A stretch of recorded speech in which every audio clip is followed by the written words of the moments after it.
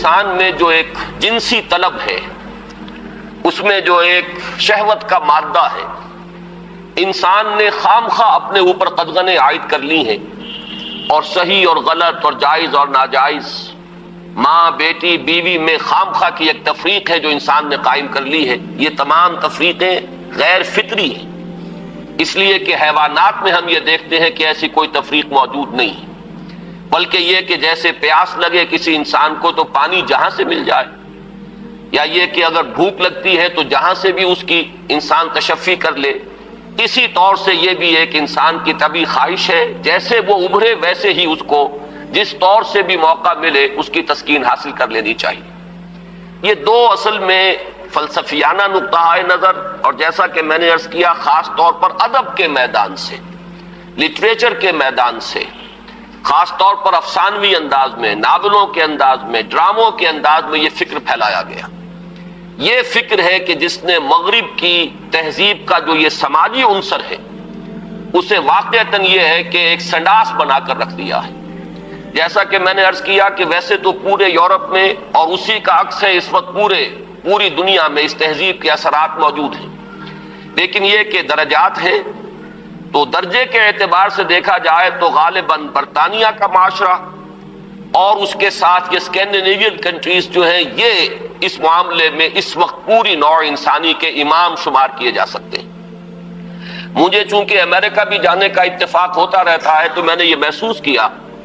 کہ امریکی معاشرہ ابھی اس اعتبار سے بہت پیچھے ہے۔ یورپ کو اس میں پیش قدمی کا اور امامت کا شرف حاصل ہو چکا ہے، اور خاص طور پر یورپ میں بھی یہ تین ممالک جو ہیں یہ بہت آگے نکل گئے ہیں۔ چنانچہ شرم اور حیا نام کی کسی شے کا کوئی وجود وہاں نہیں ہے، عصمت و عفت کا کوئی تصور موجود نہیں ہے۔ معلوم ہوتا ہے کہ یہ چیزیں انسان کی لغت کی میں سے خارج ہو چکی ہیں، اس کے سوچ کے دائرے سے باہر ہو چکی ہیں، اور اسی کا سب سے بڑا مظہر یہ ہے کہ آپ کو معلوم ہوگا کہ برطانیہ میں بھی یہ قانون منظور ہو چکا ہے، اور اسکینڈینیوین کنٹریز میں بھی، کہ دو مردوں کی شادی بھی ہو سکتی ہے۔ دو مرد لیگلی، قانونی طور پر شوہر اور بیوی کی حیثیت سے رہ سکتے ہیں، قانون انہیں تسلیم کرے گا یہ شوہر ہے اور یہ بیوی ہے۔ اب اس درجے پرورشن، اس درجے فطرت انسانی کا مسخ ہو جانا، یہ چیز کہ جو ناقابل قیاس ہے، لیکن یہ کہ بالفعل دنیا کے اندر یہ موجود ہے۔ اور پچھلے دنوں جب مجھے اتفاق ہوا جانے کا سویڈن، تو وہاں معلوم ہوا کہ ایک پاکستانی بھی ہیں،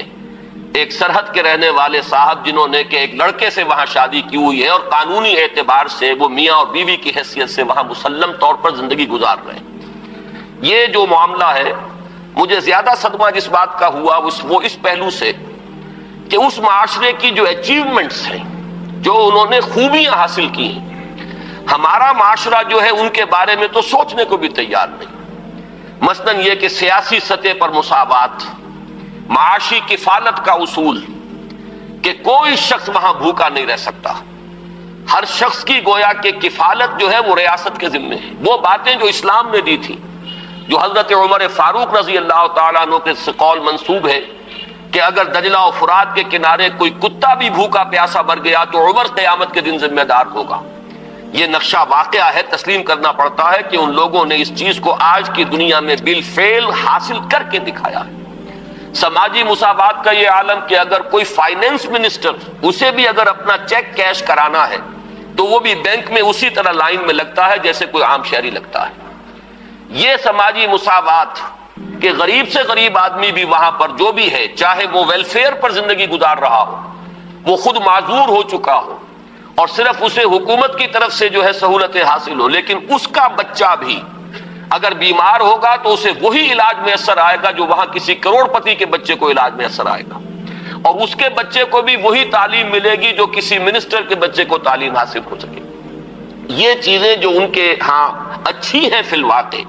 جو اصلاً تو ہماری تھی، لیکن یہ ہے کہ اس وقت اگر ہمیں وہاں پر یہ چیزیں نظر آتی ہیں تو مجھے تو وہی احساس ہوا تھا کہ کتابیں اپنے آبا کی یہ موتی علم و حکمت کے جو دیکھیں، ان کو یورپ میں تو دل ہوتا ہے سی پارا، چیزیں ہماری تھیں لیکن یہ انہوں نے کر کے دکھائیں۔ بدقسمتی ہماری یہ ہے کہ ان چیزوں کے بارے میں تو ابھی ہمارے ہاں کوئی سوچ نہیں، ادھر پیش قدمی کا کوئی امکان نہیں۔ ہم سینکڑوں کوس دور ہیں اس سے کہ اس قسم کے کوئی ہم معاشرتی ارتقاء جو ہے اس کے بارے میں سوچ بھی سکیں. لیکن جو ان کی گندگی ہے جس نے کہ ان کو تباہ کر کے رکھ دیا ہے، خاندانی نظام ٹوٹ پھوٹ کر رہ گیا ہے. جیسا کہ میں نے عرض کیا کہ شرم اور حیا جو ہے وہ ان کی لغت سے خارج ہو چکے ہیں، عصمت و عفت کے الفاظ بے معنی ہو چکے ہیں. یہ وہ گندگیاں ہیں کہ جن کو اپنے اس معاشرے کے اندر لانے کے لیے ہمارے ہاں ایک طبقہ ہے کہ جو پورے طور پر فعال ہے، اگرچہ عددی اعتبار سے اس کی کوئی حیثیت نہیں، وہ ایک بہت ہی حقیر اقلیت ہے، لیکن معنوی حیثیت ہے. اخبارات میں ان کے مضامین چھپتے ہیں، وہ دانشور شمار ہوتے ہیں، سرکاری حلقے جو ہیں وہ ان کو سپورٹ کرتے ہیں، ذرائع ابلاغ جو ہے ان تک ان کی رسائی ہے. لہذا اس معاشرے میں تیزی کے ساتھ یہ چیزیں جو ہیں وہ سرایت کرتی چلی جا رہی ہیں. بہرحال اس تمہید کے بعد اصلاً مجھے جس موضوع پر گفتگو کرنی ہے میں اس کی طرف آ رہا ہوں. میں جہاں تک پردہ اور زنا کے استئصال کے لیے جو دوسری تدابیر اسلام نے اختیار کی ہیں، جہاں تک اس کا تعلق ہے اس پر انشاءاللہ علیحدہ کسی موقع پر تقریر کروں گا. آج کے لیے میں نے طے کیا ہے کہ صرف اس مسئلے کو اچھی طرح ہم تھریش کریں، دیکھیں کہ واقعتاً نظریہ مساوات مرد و زن اس میں کوئی حصہ درست ہے یا نہیں ہے، تو کون سا ہے. ہمارے سامنے کسوٹی اور معیار جو ہے وہ اللہ کی کتاب ہے اور اس کے رسول صلی اللہ علیہ وسلم کی سنت ہے. ہمیں ان دونوں چیزوں کے حوالے سے دیکھنا ہے کہ اس نظریے میں صداقت کا ایلیمنٹ کتنا ہے اور دھوکہ اور فریب کا حصہ کتنا ہے. میں سب سے پہلے تو یہ عرض کروں گا کہ اسلام بھی دو سطحوں پر عورتوں اور مردوں کے درمیان کامل مساوات کا قائل ہے، لیکن ایک تیسری سطح وہ ہے کہ جس پر وہ ایک فرق کرتا ہے، درجہ بندی کرتا ہے. ان دونوں کو علیحدہ علیحدہ سمجھ لینا چاہیے. پہلی سطح جس پر کہ اسلام عورت اور مرد کے درمیان کامل مساوات کا قائل ہے وہ شرف انسانیت ہے. مرد بھی انسان ہے، عورت بھی انسان ہے. جو شرف انسانیت ہے اس میں مرد اور عورت برابر کے شریک ہیں. اگر کسی کے ذہن میں یہ تصور ہے کہ عورت کا وجود ایک گھٹیا وجود ہے، عورت ایک کمتر وجود کی حامل ہے، تو یہ خالص غیر قرآنی اور غیر اسلامی نقطہ نظر ہے. بدقسمتی سے بعض دوسرے معاشروں کے اثرات ہمارے ذہنوں میں بھی آ گئے ہیں. خود عیسائی معاشرے کا بنیادی تصور یہ تھا کہ عورت ہے ہی گناہ کی گٹھڑی، مجسم برائی. یہ ایو سے ایول کا لفظ بنا ہے. حضرت حوا کے لیے ان کے ہاں لفظ ایو ہے، اور ایو سے ایول ہے. ایول برائی کو کہتے ہیں، یعنی یہ کہ عورت کا تو سارا وجود ہی سرتاسر برائی ہے. یہ چیزیں کچھ مختلف ذرائع سے ہمارے ذہنوں میں بھی آئی ہیں. پھر یہ کہ یہ معاشرہ جو ہے ہمارا جو پس منظر ہے تاریخی ہندو معاشرہ، اس میں بھی عورت کے گھٹیا ہونے کا تصور موجود ہے. تو سب سے پہلے یہ کہ ہمیں اپنے قلوب کا، اذہان کا جائزہ لے لینا چاہیے کہ اگر اس طرح کا کوئی جرثومہ ہمارے فکر میں ہے تو یہ خالص غیر قرآنی، غیر اسلامی ہے. شرف آدمیت جس کا نام ہے اس میں عورت اور مرد برابر اور مساوی طور پر شریک ہیں. میں نے اس کے ضمن میں آپ کے سامنے ایک تو آیہ مبارکہ پڑھی ہے سورہ نساء کی. آپ کو معلوم ہے کہ معاشرتی مسائل پر قرآن مجید کی جامع ترین سورت سورہ نساء ہے. اس کا آغاز ہی اس سے ہوتا ہے کہ یا ایھا الناس، اے لوگو، اتقوا ربکم الذی خلقکم من نفس واحدۃ وخلق منها زوجها وبث منہما رجالا کثیرا ونساء. اے لوگو، اپنے اس رب کا تقوی اختیار کرو جس نے تمہیں ایک انسانی جان سے پیدا کیا، اسی سے اس کا جوڑا بنایا، اور ان دونوں سے کثیر تعداد میں مردوں اور عورتوں کو زمین میں پھیلا دیا. گویا کہ پوری نوع انسانی ایک انسانی جوڑے کی نسل ہے. آدم اور حوا علیہ السلام انہی کی اولاد ہے تمام انسان. اس پہلو سے تمام انسان بھی برابر ہیں، اگرچہ نسلیں ان کے اندر وجود میں آ گئی ہیں، اگرچہ شکلیں مختلف ہو گئی ہیں، رنگتیں ان کی تبدیل ہو گئی ہیں، ایک دوسرے سے بہت مختلف ہو گئی ہیں، لیکن یہ کہ تمام شعوب و قبائل کا فرق ہو یا لونی یا لسانی فرق ہو، ان سب کی کوئی حقیقت اس اعتبار سے نہیں ہے کہ کوئی ان میں اونچا ہو جائے کوئی نیچا ہو جائے. کلکم بنو آدم و آدم من تراب. تم سب کے سب جو ہو آدم کی نسل سے ہو اور آدم مٹی سے بنائے گئے تھے. لا فضل لعربی علی عجمی ولا لعجمی علی عربی ولا لاحمر علی اسود ولا لاسود علی احمر الا بالتقوی. یہ معاملہ جہاں عربی اور عجمی اور کالے اور گورے کے مابین ہے، وہیں مرد اور عورت کے مابین بھی. ایک ہی انسانی نسل، اور آج بھی آپ دیکھیے آدم و حوا سے آگے گزر کر آخر ایک ہی ماں باپ کی اولاد میں بیٹے بھی ہوتے ہیں، بیٹیاں بھی ہوتی ہیں، ایک ہی باپ کے نطفے سے بیٹا بھی ہے اور بیٹی بھی ہے، ایک ہی ماں کے بطن سے بیٹی کی بھی ولادت ہو رہی ہے اور بیٹے کی بھی ہو رہی ہے۔ تو کوئی فرق و امتیاز ان کے مابین اس پہلو سے کہ مرد مرد ہونے کے ناطے اعلیٰ ہو اور عورت عورت ہونے کے حوالے سے گھٹیا اور ادنا ہو، یہ خالص غیر اسلامی غیر قرآنی تصور ہے۔ شرف آدمیت، شرف انسانیت میں یہ بالکل مساوی ہے۔ دوسری چیز کہ جس میں اسلام پوری مساوات تسلیم کرتا ہے وہ ہے نیکی کا میدان، خیر کا میدان، اخلاق کا میدان، روحانیت کا میدان۔ اس میں بھی دونوں برابر ہیں، ان میں کوئی تفریق نہیں، کسی پہلو سے کوئی فرق نہیں۔ میں نے اس کے ضمن میں ایک طویل آیت قرآن مجید کی آپ کو پڑھ کر سنائی ہے، آپ خود غور کریں گے کہ یہ جو گردان کا سا انداز یہاں لیا گیا ہے سورہ احزاب کی آیت نمبر 36 میں، آیت نمبر 35 میں، اس سے آپ خود اندازہ کر سکتے ہیں کہ تصور کیا دینا مقصود ہے۔ ان المسلمین والمسلمات، بے شک مسلمان مرد مسلمان عورتیں، والمومنین والمومنات، مومن مرد مومن عورتیں، والقانتین والقانتات، فرما بردار مرد فرما بردار عورتیں، والصادقین والصادقات، راست باز مرد راست باز عورتیں، والصابرین والصابرات، صبر کرنے والے مرد اور صبر کرنے والی عورتیں، والخاشعین والخاشعات، اللہ سے خشوع کا تعلق رکھنے والے، اللہ کے سامنے جھکنے والے مرد اور جھکنے والی عورتیں، والمتصدقین والمتصدقات، اور صدقہ دینے والے مرد اور صدقہ دینے والی عورتیں، والصائمین والصائمات، اور روزہ رکھنے والے مرد اور روزہ رکھنے والی عورتیں، والحافظین فروجہم والحافظات، اور اپنی شرمگاہوں کی حفاظت کرنے والے مرد اور اپنی شرمگاہوں کی حفاظت کرنے والی عورتیں، والذاکرین اللہ کثیرا والذاکرات، اور اللہ کا ذکر کثرت سے کرنے والے مرد اور اللہ کا ذکر کثرت سے کرنے والی عورتیں، اعد اللہ لہم مغفرۃ واجرا عظیما، اللہ نے ان سب کے لیے تیار کی ہوئی ہے، فراہم کی ہوئی ہے مغفرت بھی اور بہت بڑا اجر بھی۔ یہ سارا جو ہے اس آیت کا ماحصل کیا ہے؟ یہ تمام وہ اوصاف ہیں کہ جو مطلوب ہیں، یہ محاسن ہیں، یہ بھلائیاں ہیں، یہ نیکیاں ہیں، یہ اعلیٰ اقدار ہیں جو اسلام چاہتا ہے کہ انسانوں کے اندر پروان چڑھیں، اور اس آیت کا انداز بتا رہا ہے کہ اس میں کوئی فرق و تفاوت نہیں ہے، کسی کے لیے کوئی معاملہ نہیں ہے کہ عورتوں کے لیے یہاں جو ہے داخلہ ممنوع ہے یا عورتیں اس مقام تک رسائی حاصل نہیں کر سکتی، بلکہ یہ کہ نیکیوں میں، بھلائیوں میں، خیرات میں، حسنات میں، ان تمام کیفیات کے اندر عورتوں اور مردوں کے لیے کھلا میدان ہے، اپنی اپنی محنت، اپنی اپنی کوشش سے جو بھی چاہے اعلیٰ سے اعلیٰ مقام حاصل کر لے۔ اسی مضمون کے لیے میں نے ایک آیت آپ کو سورہ نساء کی بھی سنائی،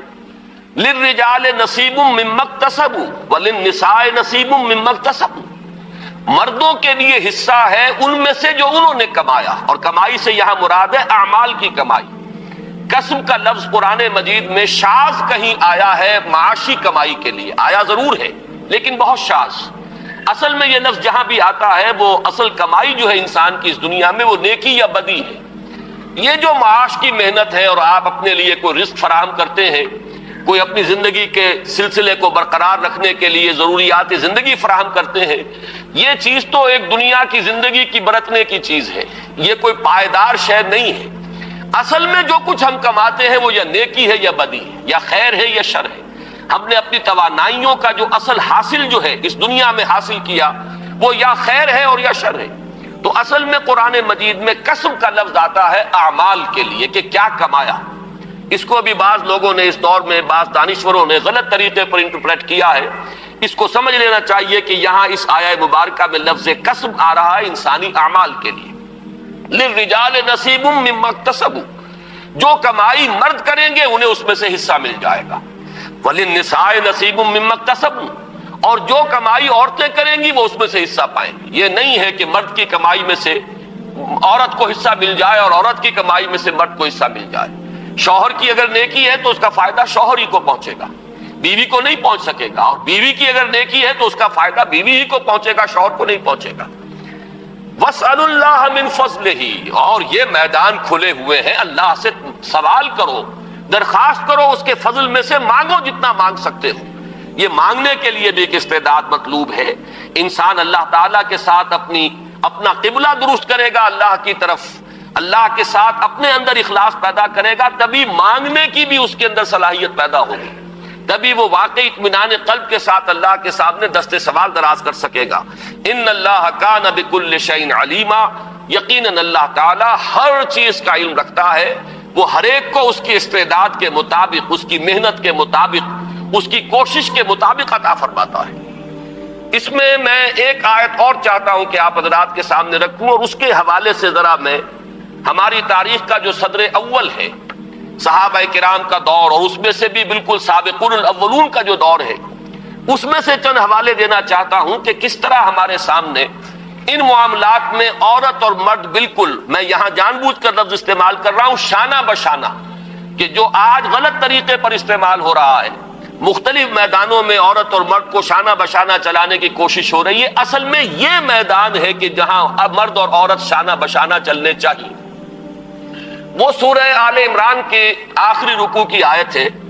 آپ میں سے اکثر حضرات کے ذہن میں ہوگا کہ اس مقام پر اللہ تعالیٰ نے اپنے کچھ نیک بندوں کی دعا نقل کی ہے، بڑی طویل دعا ہے، اور اس دعا کے بعد فوراً جو آیت آتی ہے اس میں اس دعا کی قبولیت کا اعلان ہے. فاستجاب لهم ربهم انی لا اضیع عمل عامل منکم من ذکر او انثی بعضکم من بعض. تو اللہ نے ان کی دعا قبول فرمائی اور یہ ارشاد فرمایا کہ میں تو تم میں سے کسی بھی عمل کرنے والے کے کسی بھی عمل کو ضائع کرنے والا نہیں ہوں، خواہ وہ مرد ہو خواہ عورت. بعضکم من بعض، تم سب ایک دوسرے ہی سے ہو، ایک ہی باپ کی اولاد میں بیٹے اور بیٹیاں، اور ایک ہی ماں کے بطن سے بیٹے اور بیٹیاں. معلوم ہوا کہ تمہیں اگرچہ ہم نے مذکر اور مؤنث بنایا ہے، مرد اور عورت کی شکل دی ہے، لیکن یہ کہ تم ہو ایک ہی انسانیت کی جو نسل ہے اسی سے تعلق رکھنے والے.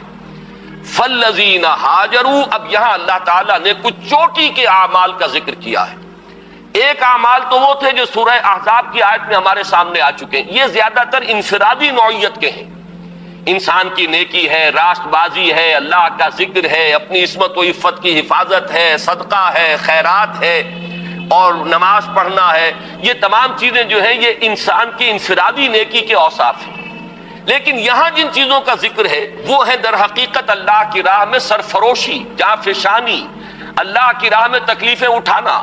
فالذین ہاجروا واخرجوا من دیارہم واوذوا فی سبیلی وقاتلوا وقتلوا،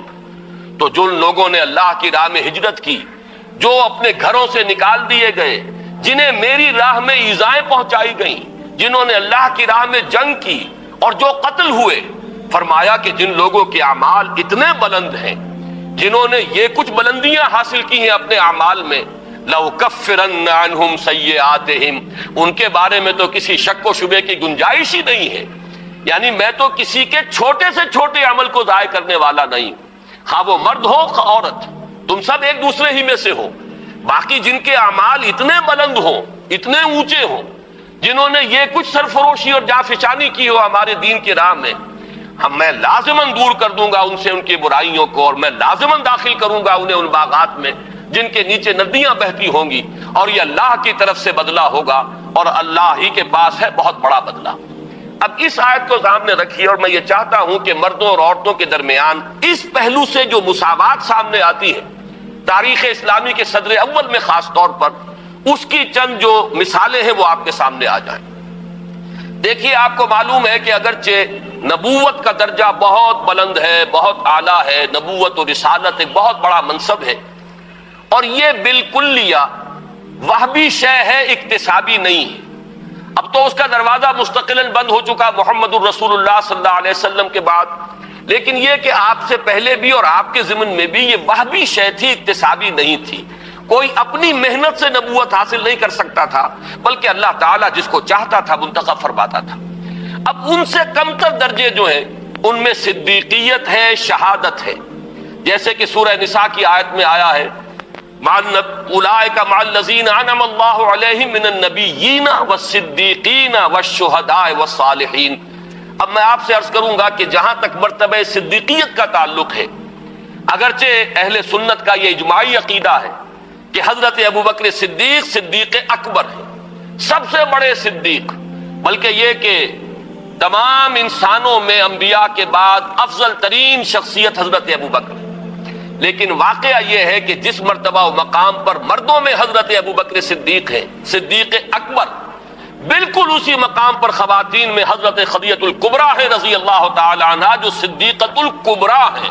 ان کے نام کے ساتھ یہ لفظ کبریٰ جو آیا ہے، اکثر لوگ جو ہے اس کو سمجھتے نہیں ہیں۔ کبریٰ اکبر کا مؤنث ہے،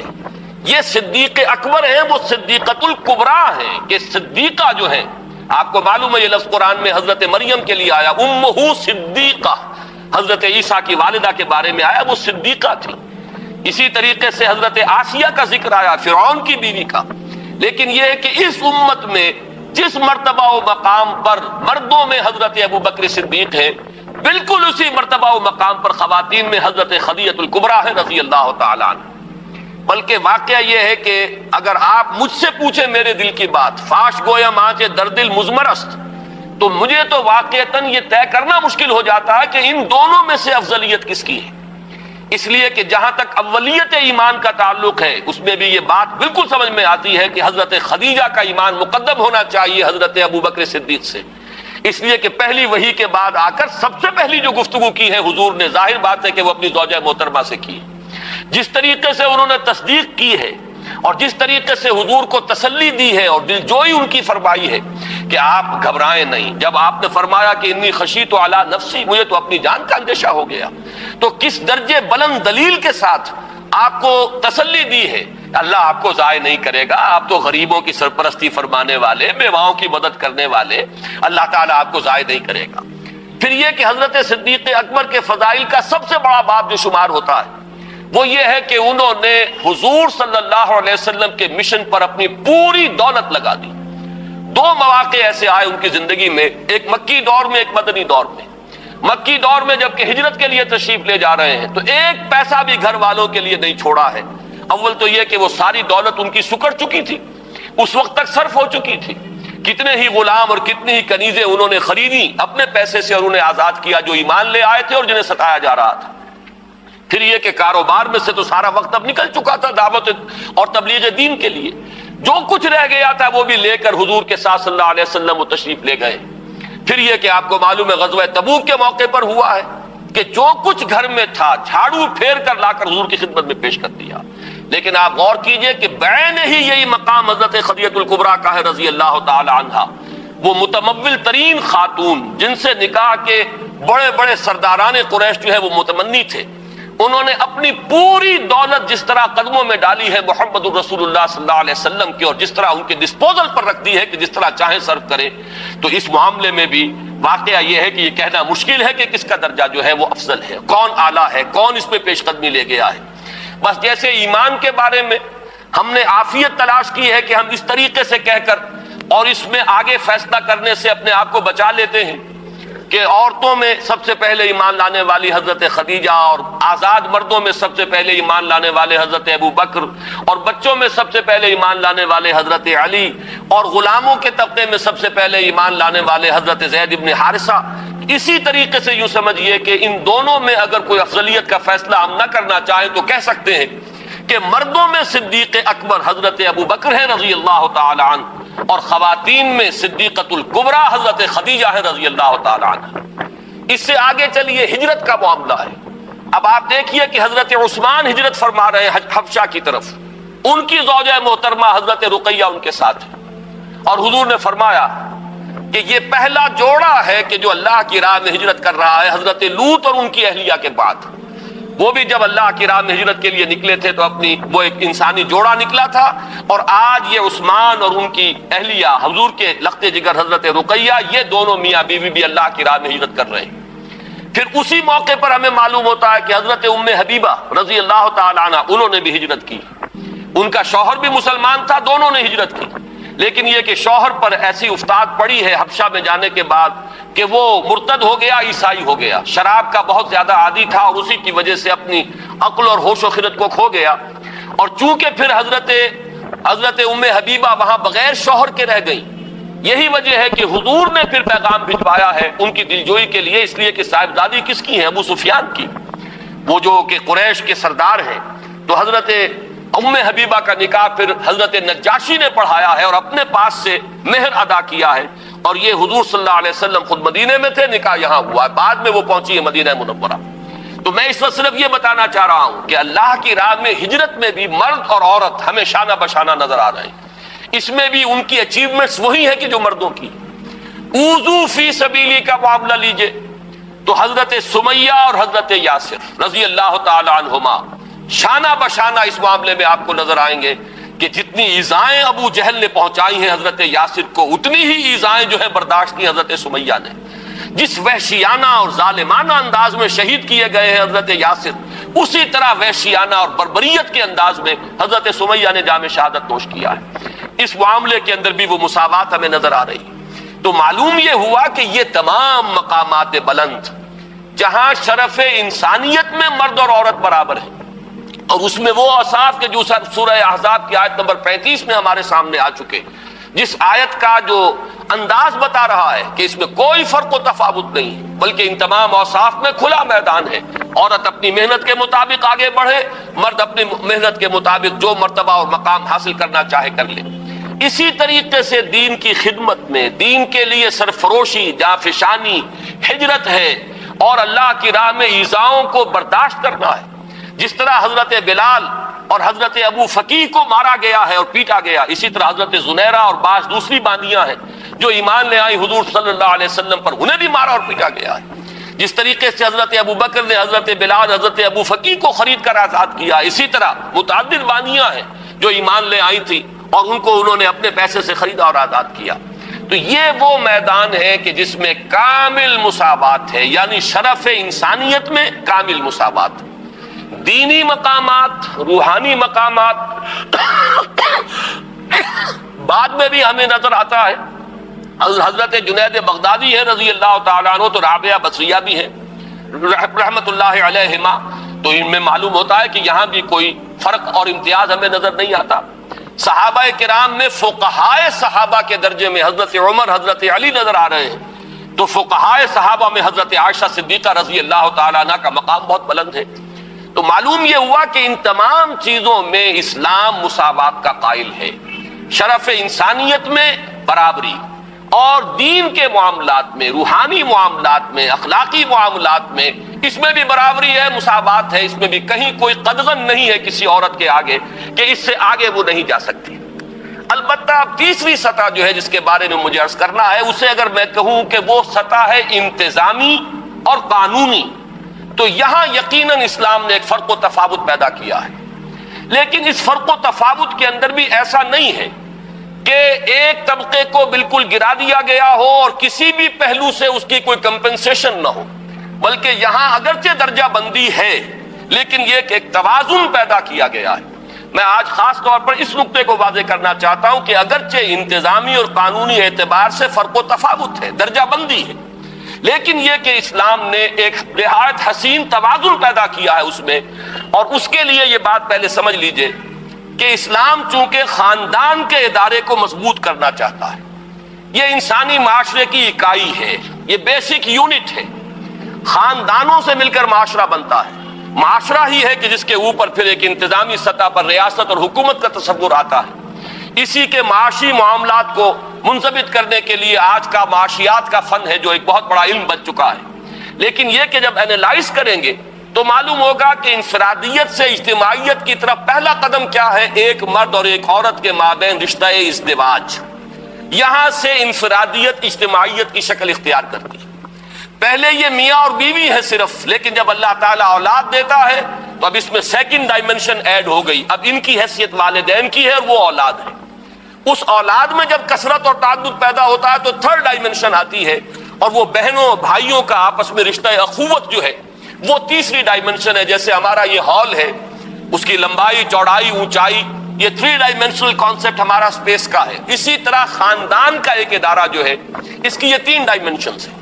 ایک مرد اور ایک عورت، رشتہ ازدواج، یہاں سے بات شروع ہوئی۔ اولاد ہوئی تو ایک نئی جو اس میں عرض جو ہے وہ شامل ہو گیا، اور وہ کیا ہے، وہ والدین اور اولاد کا رشتہ ہے۔ تیسرا اولاد کے مابین اب رشتہ اخوت ہے، بہنوں اور بھائیوں اور بھائیوں اور بھائیوں کے درمیان، یہ ہے خاندان کا ادارہ۔ اس خاندان کے ادارے کے استحکام کا دار و مدار اس پر ہے کہ سربراہ ایک ہو. دو برابر کے اختیار رکھنے والے سربراہ کسی ادارے کے نہیں ہو سکتے. دنیا میں کسی بھی سطح پر آپ غور کیجئے، کوئی شخص بقائمی ہوش و حواس یہ نہیں کہہ سکتا کہ کسی اجتماعی ادارے کے دو بالکل مساوی اختیارات رکھنے والے سربراہ ہو سکتے ہیں. کوئی محکمہ دو ڈائریکٹرز نہیں ہو سکتے. ڈائریکٹر ایک ہوگا، اس کے نیچے آپ ڈپٹی ڈائریکٹرز اور جوائنٹ ڈائریکٹرز جتنے چاہیں آپ بنا لیجئے، اسسٹنٹ ڈائریکٹر بنا لیجئے، فوج کی فوج کر دیجئے، لیکن اوپر جا کر اگر ایک نہیں ہوگا تو وہ نظام کبھی بھی درست نہیں رہے گا. آپ کی کوئی بہت بڑی فرم ہے، مینیجنگ ڈائریکٹر ایک ہوگا، نیچے ڈائریکٹرز کی چاہے آپ نے کتنی لمبی چوڑی فوج جو ہے وہ بنا لی ہو، لیکن مینیجنگ ڈائریکٹر ایک ہوگا. یہی وہ چیز ہے جسے قرآن مجید بطور دلیل اختیار کرتا ہے توحید کے لیے، کہ اگر اس کائنات میں ایک سے زیادہ با اختیار ہستیاں ہوتی تو اس میں درہم برہم ہو جاتا نظام، لفسدتا، تو فساد پیدا ہو جاتا. کسی کی مرضی کچھ ہوتی، کسی کی مرضی کچھ ہوتی. کوئی کسی حکمت پر عمل کرنا چاہتا، کسی کے سامنے کوئی اور مصلحت ہوتی. یہ حکمتوں اور مصلحتوں کا ٹکراؤ اور اختلاف رائے جو ہے اس کائنات کے اندر جو نظم نظر آ رہا ہے، اس میں جو محسوس ہوتا کہیں کوئی رکھنا نہیں ہے، تو یہ در حقیقت دلیل ہے اس کی کہ ایک ہی اختیار، ایک ہی ارادہ، ایک ہی فیصلہ جو ہے اس کائنات کے اندر کار فرما ہے. یہ توحید کی دلیل ہے کہ لو کان فیہما آلہۃ الا اللہ لفسدتا، اگر ان میں آسمانوں اور زمین میں اللہ کے سوا کوئی اور بھی الہ ہوتے تو ان میں فساد رونما ہو جاتا. بالکل وہی توحید ہے در حقیقت، اسی کا ایک عکس ہے جو اسلام خاندان کے ادارے میں چاہتا ہے کہ اس کا سربراہ ایک ہوگا اور وہ سربراہ مرد ہوگا.